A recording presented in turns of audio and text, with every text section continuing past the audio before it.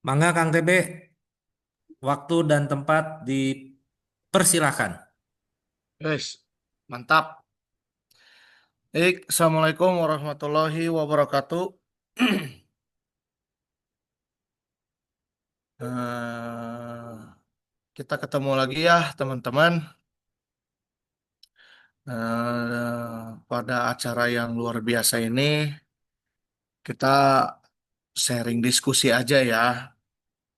Ya, ngobrol ringan, ngobrol santai. Kita berbagi wawasan. Oke. Saya share langsung aja ya, Kang Trian ya. Iya Kang, mangga Kang, langsung di-share aja Kang. Yang subsidi dulu kali ya. Yang subsidi dulu ya Kang. Ya, subsidi dulu. Oke, siap. Oke, ini gimana caranya biar full screen? F9 kalau nggak salah. F9 ya? Bukan, ini di mana? Eh PowerPoint. bukan Mozilla PDF. Oh, Lupa, Eng. Nah, udahlah. Kelihatan nggak teman-teman? aman Kang, sok Aman lanjut ya. Kang. Oke. Di sini terlihat di dalam layar teman-teman. Di sini kita akan membahas dan berdiskusi eh, pra FS atau Feasibility Study Marketing. Bagi teman-teman bagi teman-teman marketing ya kan yang yang sedang melakukan apalagi membangun gitu ya sebuah merek atau usaha. FS ini sangat penting ya sebelum memulai sebuah langkah. Sebetulnya sih itu ya, karena kita akan melihat yang tadi dibahas oleh Kang Trian, akan membahas tentang kelayakan dan keberhasilannya berapa persen sih gitu, ya kan? Walaupun sebetulnya ini feasibility studinya juga tidak secara mendetail akademisi yang seperti apa ya, tapi kita bisa lakukan feasibility study ini dengan beberapa poin yang memang menjadi utama. Ini juga bagi teman-teman yang memang terbiasa melakukan feasibility study, mungkin ini akan familiar ya, se akan terlihat biasa dan saya harapkan bagi teman-teman juga yang memang sudah terbiasa melakukan FS ini, boleh sharing juga ya di sini biar terjadi komunikasi dua arah dan kita juga wawasan semakin luas. Oke, kita mulai. Kemarin itu kita melakukan FS atau Profitability Study Marketing Barbarikalen. Itu di wilayah Kediri ya. Dan di Kediri itu eh, posisinya juga di wilayah kabupatennya ya. Oke, kita lanjut ya. Nah, ini daftar isinya. Kita melihat ada jumlah penduduk, estimasi semua ya. Nanti akan ada di sini kita lanjut.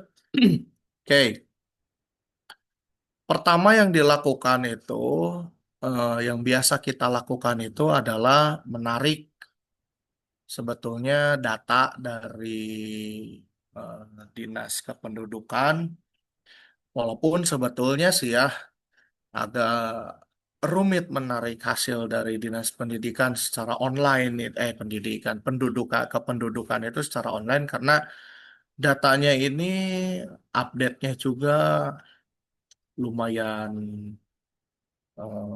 tidak terlalu update tapi nggak terlalu jauh-jauh amat ya. gitu. Jadi kita lihat dulu jumlah penduduk Kediri Raya gitu. Jadi kalau kami terbiasa itu ketika meng-FS itu, ketika meng-FS misalkan kota atau kabupaten, itu biasanya tuh kita nggak ngomong kotanya doang atau kabupatennya doang, tapi kita ngomong rayanya seluruh. Karena eh, secara apa namanya tuh secara behavior saat ini gitu yang terjadi di masyarakat kita itu adalah banyaknya orang kabupaten kerja di kota dan orang kota banyak juga yang kerja di kabupaten, ya kan?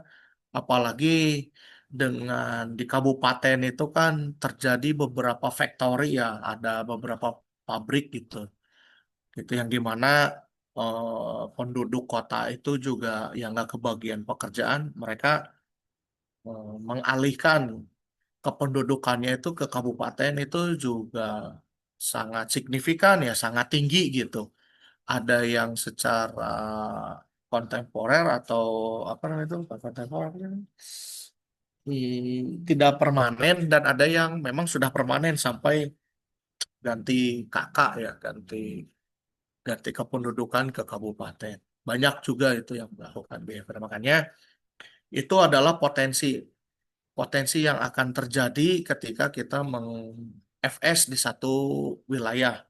Jadi terbiasanya kita itu adalah pasti kota dan kabupatennya kita tarik datanya. Ada berapa jumlahnya? Oke. Di Kediri Raya itu terdiri menjadi hampir 2 juta jiwa ya kurang lebih di sana itu. Kita tarik datanya dari beberapa dinas, dinas kependudukan, dinas sosial semua ya. Jadi narik data juga nggak bisa satu referensi, harus ada beberapa, harus ada tiga referensinya, misalkan dari dinas ini atau dari mana gitu. Jadi benar-benar valid karena kan kita nggak ngitung satu-satu ya, sama kita juga nggak nanya langsung ke dinasnya gitu. Kita harus cari validasi semuanya, nanti kita ambil rata-ratanya di situlah. Jadi kurang lebih nggak akan terlalu jauh gitu. Nah, ini terus estimasi. Nah, setelah kita tahu jumlah penduduk Kediri Raya tuh sekian gitu. Nah, kita tarik lagi sekarang 10 kilometer.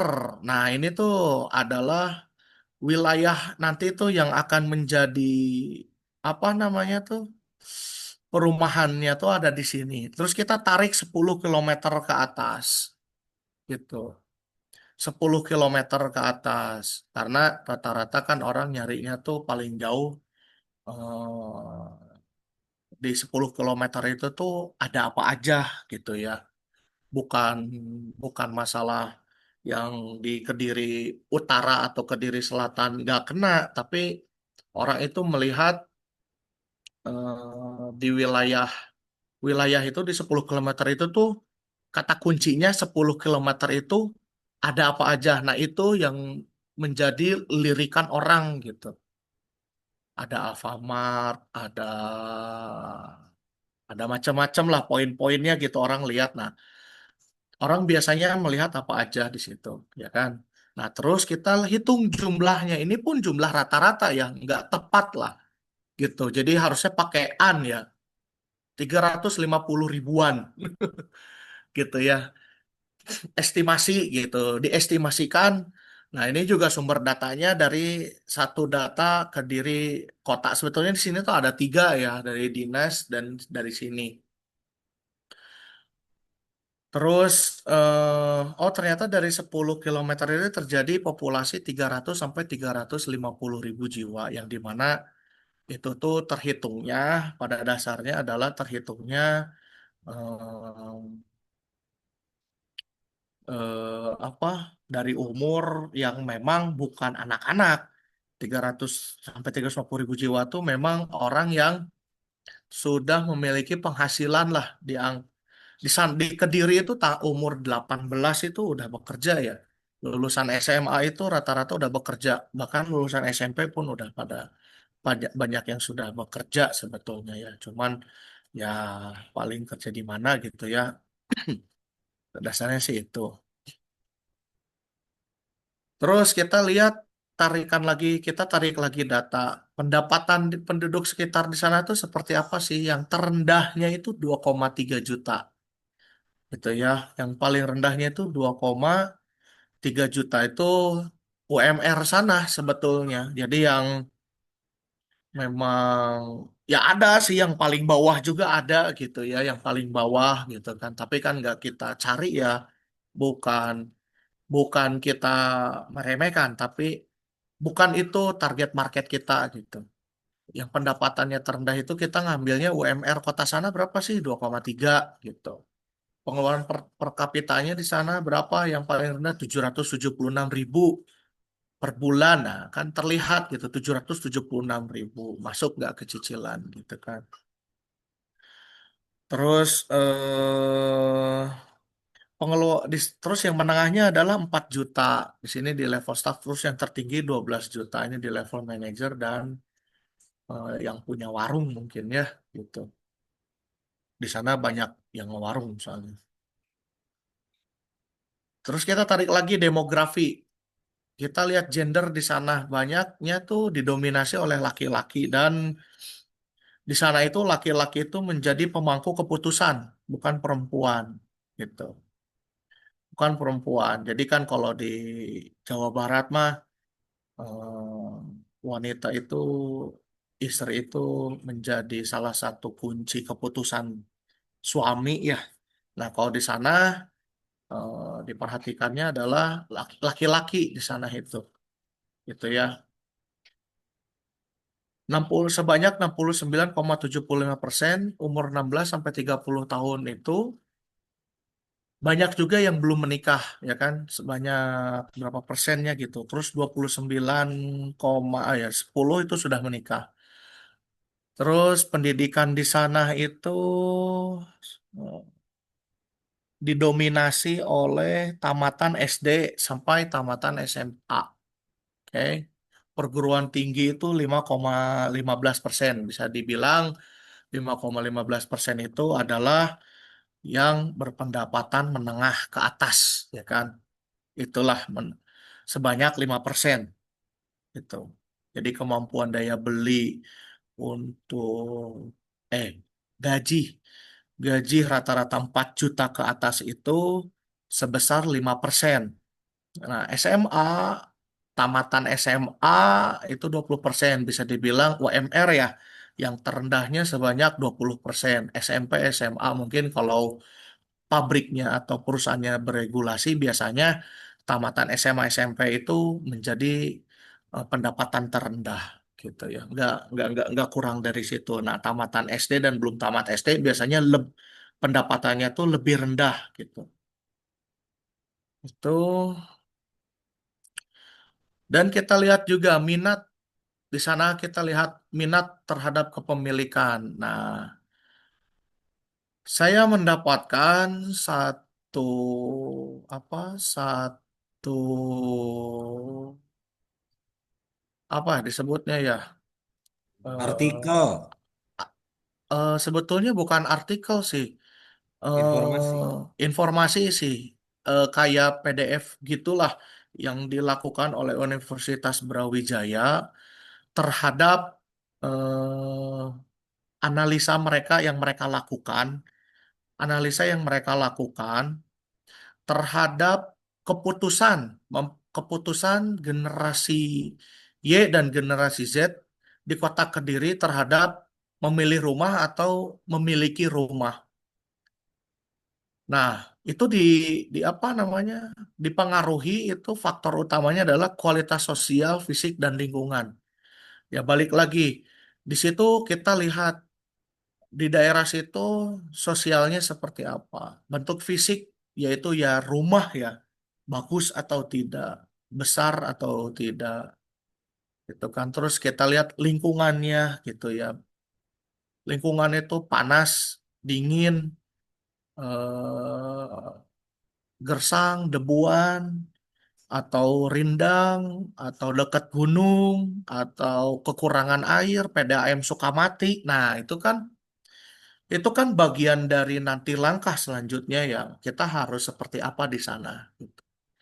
Terus kita lihat juga keamanan di sana. Mereka tuh selalu, ya, generasi Y dan Z itu mencari informasi di situ tuh banyak maling atau enggak gitu di sana. Banyak pencuri khususnya motor Honda Beat. Biasanya sih itu ya yang dicuri ya. Kebanyakan maling itu nyarinya motor Honda Beat atau Yamaha Mio karena mudah sekali untuk dicuri. Kalau diangkat pun ringan ya. Loh, kayak saya pencurinya ya. Terus akses ke pusat perbelanjaan itu paling penting karena balik lagi di kota Kediri di sana belum terlalu aware terhadap Gojek dan Gosen, apa namanya, GrabFood dan GoFood yang gitu-gitulah ya. Kurang di sana itu. Jadi mereka tuh lebih seneng tuh datang ke sana gitu, datang ke Alfamart, datang ke Yomart, datang ke Gria, datang ke Borma atau ke pasar tradisional gitu. Mereka tuh senang. Terus keterjangkauan dan aksesibilitas kayak ada juga orang yang di sana kan kayak apakah dekat nggak dengan angkot atau ojek pangkal gitu ya di sana. Terus balik lagi fisik ya desain rumah pun kita harus pelajari di sana desain rumah itu seperti apa gitu ya. Terus karakteristik luas rumah juga jadi perhatian mereka luas rumah itu gitu. Ya memang agak rewel mungkin ya di Kediri itu. Jadi mau murah tapi jangan kecil-kecil amat mungkin ya gitu. Terus fasilitas perumahan itu balik lagi ini juga akan mempengaruhi gaya daya gedor kita untuk memarket seperti one gate system, CCTV 4 jam, gitu kan, keamanan 3 shift, gitu kan. Terus apalah yang lain-lain lah seperti itu ya, gitu.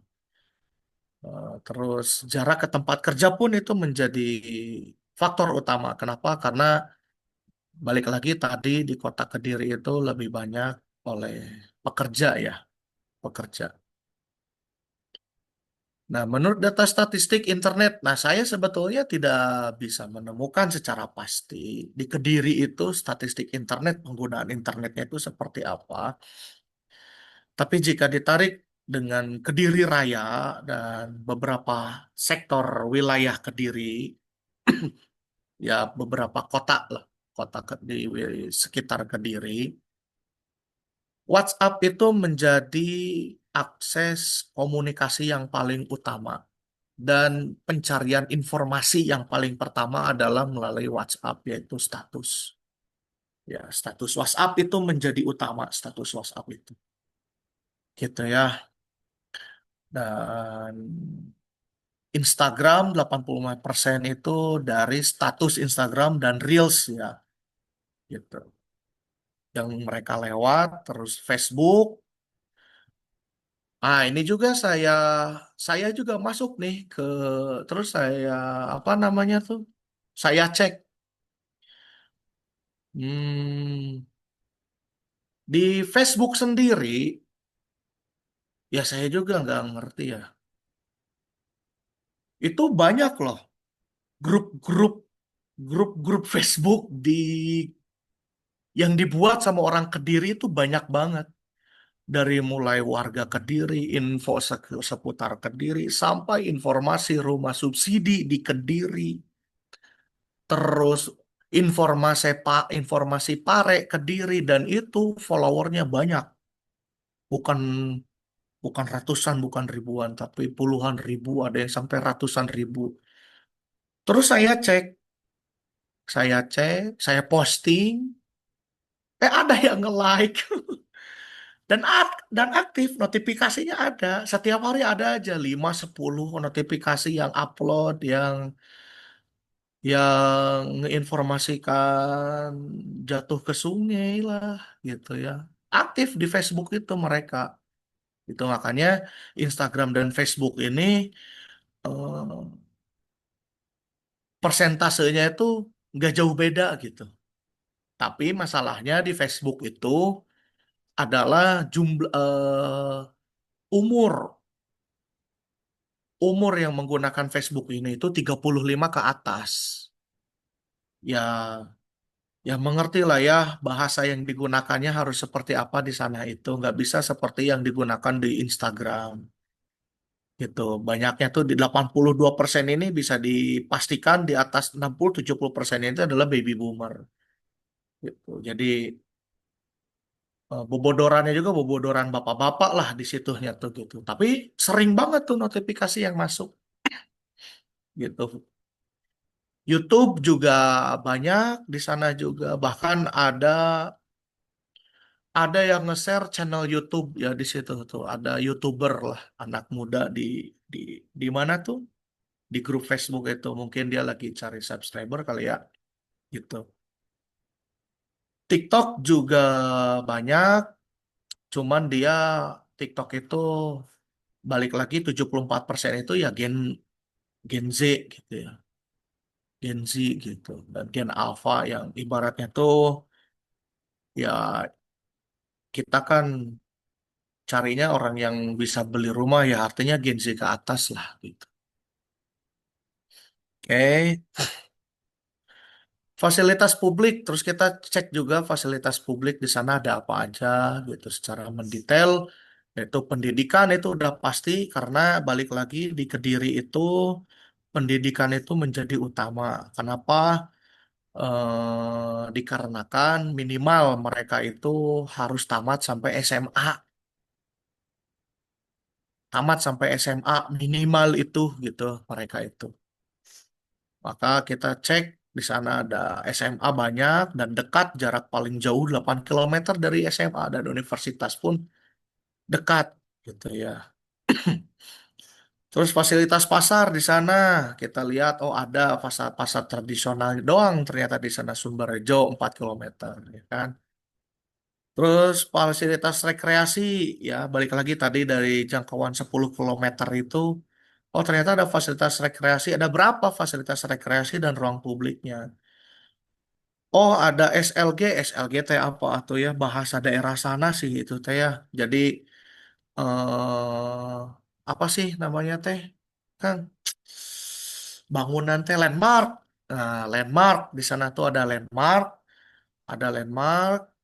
yang biasa dipakai buat kalau Sabtu Minggu tuh mereka tuh apa namanya tuh weekendan di sana gitu ya banyak tukang dagang mungkin di sana terus ada di sekitar situ ada taman hijaunya juga durasi 6 menit ke sana gitu terus sumber kembangan Paron ini juga apa namanya tuh pariwisata juga daerah sana gitu ya itu juga sangat penting karena buat weekend ngajak keluarga gitu ya kalau di Banjaran sini kan ke Ciwidey nah deket ke Ciwidey gitu gitu ya. Terus fasilitas keuangan juga paling penting gitu. Kenapa? Ya balik lagi di Kediri itu penggunaan dompet digital itu belum terlalu di, dijadikan satu satu alat transaksi ya, mengingat lulusan ya maaf ya bukannya ini ya jangan salah paham dulu apa bukannya merendahkan atau apa ya namanya menghukumi atau apalah ya saya maaf kata-katanya yang pas itu apa tapi kita pelajari secara perilaku gitu ya dari SMA kan lulusan tuh SMA paling banyak ya paling banyak SMA artinya perilaku anak SMA itu kan kalau bukan di metropolitan itu mereka itu masih menghargai kembalian gitu ya masih menghargai kembalian. Jadi kalau apa tuh namanya tuh ya, kalau pakai dompet digital kan belanja 38.000 itu si 12 ribunya tuh nggak bisa ditarik buat beli bensin atau atau jajan ke warung gitu. Mengingat QRIS juga di sana kan warung-warung juga tidak menyediakan QRIS seperti di metropolitan kan gitu. Jadi mereka sangat menghargai kembalian di 5.000, 12.000. Jadi fasilitas keuangan ini pun buat kami gitu ya, buat kami itu sangat sangat berpengaruh gitu. Apalagi di rumah subsidi ya gitu. Melihat perilakunya itu ya receh pun ada kembalian 500 dari pasar, apalagi kan ini pasarnya tradisional lagi ya gitu, di mana 2.000 pun harus keluar buat parkir ya kan. Terus ada uang 500.000, 500 atau 1.000 juga mereka tabungkan gitu ya. Terus menerus ditabungkan yang nanti dipecah gitu kan, gitu. Seperti itu ya. Jadi mereka masih menghargai kembalian. Jikalau pola pikirnya seperti itu, maka fasilitas ATM itu harus dicari yang terdekat ada berapa banyak dan bank apa aja yang biasa digunakan di sana. Ya sudah pasti BCA ya. BCA, BRI, Mandiri, dan BNI itu adalah bank-bank yang harus dicari di sekitar situ. Gitu ya. Gitu. Jadi ketika di sana nggak ada adanya Danamon, agak agak nggak umum ya Danamon gitu maksudnya. Karena ketika mereka narik bukan bukan banknya pun mereka berpikir, aduh apa namanya tuh, aduh apa di dipotong. Nah maka Kena mereka cari biaya admin. ada biaya admin, maka mereka akan mencari Alfamart daripada dipotong biaya admin. Mereka mending mereka belanja 10.000 tarik 100.000 di Alfamart. Nah itulah perilakunya seperti itu tuh gitu ya. Terus fasilitas ibadah ya kan apalagi Kediri itu kota pesantrennya banyak banget di sana gitu, kota apa ya, pesantrennya banyak banget di situ gitu. Kita cari, oh masjid banyak, musola banyak gitu ya gitu. Mungkin di sana kalau fasilitas masjid banyak ya nggak, kalau saya cari di situ di wilayah 10 kilometer itu cuma ada satu gereja, nggak ada wihara, nggak ada yang lain gitu. Jadi kebayangkan gitu ya kalau ketika ngasih rumah subsidi terus kita tawarin ke orang Tiongkok, ya Tiongkok mau ibadah di mana dong, susah ya gitu gitu. Terus fasilitas SPBU ini juga paling penting. Kenapa? Karena ya itu balik lagi, apa namanya tuh, ya jangan sampai ada, karena ini maaf ya rumah subsidi, jadi mereka pun menghitung bahwa aduh beli bensin lupa, terus keluar beli bensin balik lagi ke rumah jaraknya jauh bensin udah mau habis lagi. Nah itu juga jadi pertimbangan untuk rumah-rumah subsidi itu seperti itu ya. Oke. Sepertinya sebelum masuk ke kompetitor, poin-poin ini ada yang ditanyain dulu nggak? Biar nggak, biar biar masih inget gitu. Karena kalau udah masuk ke Eh, kompetitor repot. Kang TB di chat itu ada pertanyaan dari Om Leo, Oh, oh gitu. Saya ya, nggak lihat chat lagi. mohon dicek.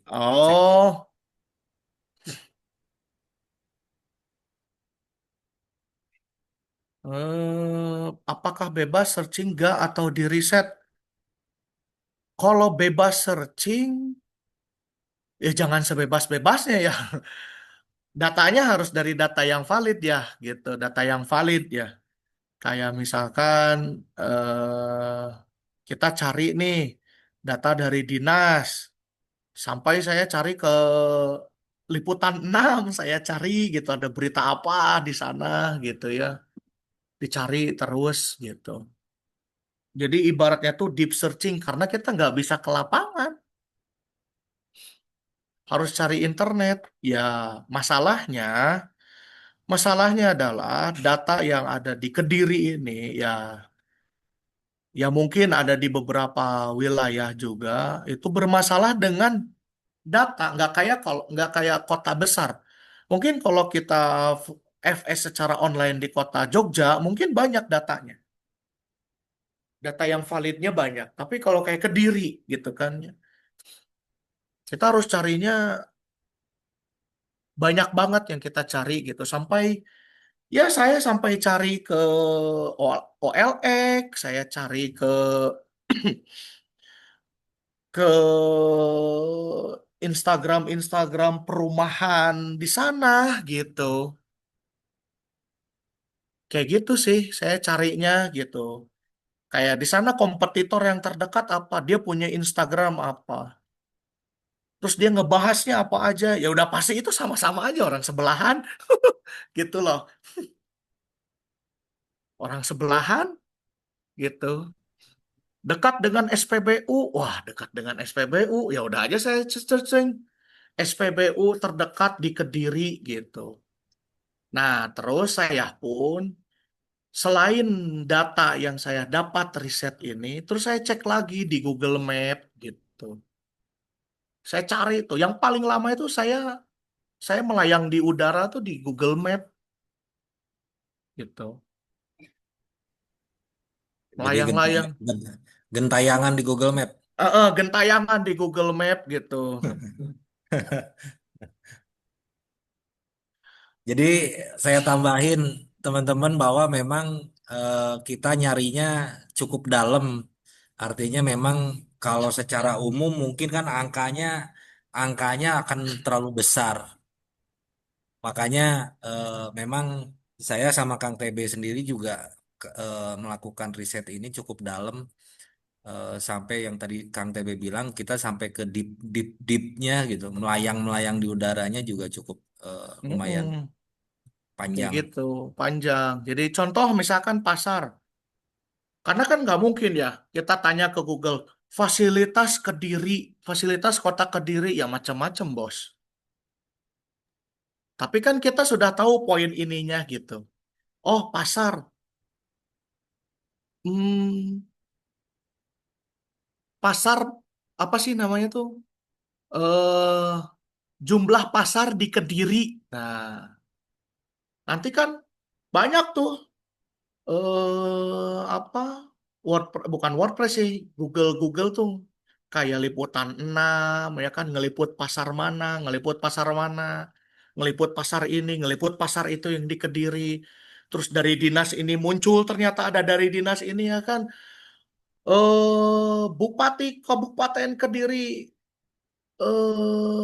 meninjau pasar. Oh, pasar ini. Terus saya cek tuh. Oh, Sumberrejo. Pasar Sumberrejo tuh ke Google. Terus saya tarik tuh pasar Sumberrejo ke titik perumahan kita. Nah muncul tuh berapa kilometernya gitu. Terus dari kilometer itu, dari kilometer itu saya konversikan 1 kilometer itu berapa menit. Ada Satu pertanyaan kilo lagi Kang? gitu ya, cara searchingnya seperti itu. Jangan jangan tiba-tiba nge-search di yang aneh-aneh gitu. Oke, Oke ada itu ya. pertanyaan kedua Kang. Data pengguna sosmed. Nah, ini bukan data pengguna sosmed. Saya tontonin konten kompetitor dari 10 kilometer perumahan itu. Mereka misalkan di sini tuh ada nih kayak ini yang sekarang yang mau kita bahas. Tuh, kompetitor terkuat. Merah Delima Residen. Oh, Merah Delima Residen. Saya lihat Instagramnya, gitu kan. Punya enggak? Oh, ada. Dia ngomongin apa aja? Oh, ngomongin tipe rumah. Harganya dia berapa? Ya kan ada di situ. Harga rumah dia di situ ada, tipenya di situ apa, fasilitas yang dia sebutin apa, sampai dia juga pasti pasti ngomongin di situ. Di video dan di brosurnya dia itu pasti dia omongin. Lokasi strategis. Nah, ketika dia adalah ngomong lokasi strategis, berarti dia akan menyebut beberapa poin lokasi strategis yang tidak jauh dengan lokasi kita. Dicari lagi itu lokasi itu. Saya tulisin satu-satu lokasinya. Udah lokasinya satu-satu, saya melayang lagi di udara di Google Map gitu. Terus saya cek lagi. Merah Delima Residen. diketik merah ada 5 residen, terus perumahan Barbarika Land ya alamatnya, ditarik. Oh, 3 3 sampai 6 kilometer, 3,6 sampai kilometer ya tergantung kecepatan. Berapa menit? Oh, sekitar 9 menit. 9 menit. Gitu.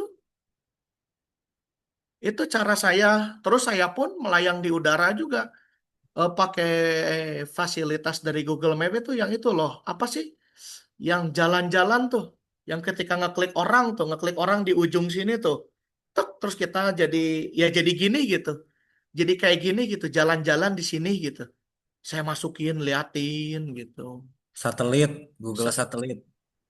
Bukan yang ada gambar orang tuh ketika kita tarik tuh kita jadi ada di jalan itu gitu. Oh iya ya. Walking apalah gitu ya, Walking point.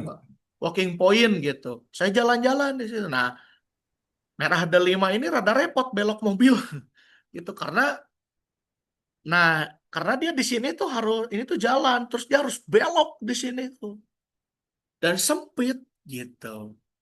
Nah, itu pun dipelajari gitu. Ini juga gambar-gambar ini juga saya Google Street, nah maksudnya itu Google Street. Terus saya screenshotin, oh rumahnya begini bentuknya gitu ya. Gitu. Terus saya cari lagi, Merah Delima Residen itu siapa developernya? Oh, developernya ini. Kiprah developer ini seperti apa? Terus saya dicari. Nah, itulah FS gitu. Ya. Ntar yang di layar ditutup dulu chatnya, nutupin gambar. Oh ya ya ya ya ya. Sorry sorry sorry. Ini ada lagi pertanyaan.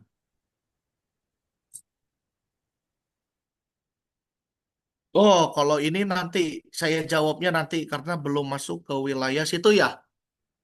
Yang pertanyaan setelah riset. Soalnya kita masih bahas riset nih. Kita belum selesai meriset. Oke, saya close dulu ya. Saya hold dulu pertanyaan dari Pak. Waduh, ini mah Bapak Presiden. Kalau itu Siap. Prabowo Subianto, kalau ini Oh, Prabowo Siswanto. oh ya, siap, siap. Saya close dulu ya. Oke, saya Ya, hold dulu ya. Lanjut. Oke, dari fasilitas ini tidak ada yang ditanyakan. Nah, ini poin-poin pentingnya. Jika ada teman-teman yang ingin menambahkan poin lanjutan dan memang lebih detail lagi ya silahkan gitu ya. Cuman biasanya inilah yang dicari oleh kebanyakan orang, mau itu metropolitan, kota, atau kabupaten sekalipun. Nah, itu pun dari sini pun kita harus melihat lagi data data seperti yang ini. Nah, data data ininya pun harus kita perhatikan, ya kan? Data-data ini pun harus kita perhatikan, data ini pun harus kita perhatikan. Karena berpengaruh kepada behavior fasilitas, poin fasilitas yang akan kita berikan ya. Oke, lanjut ke kompetitor.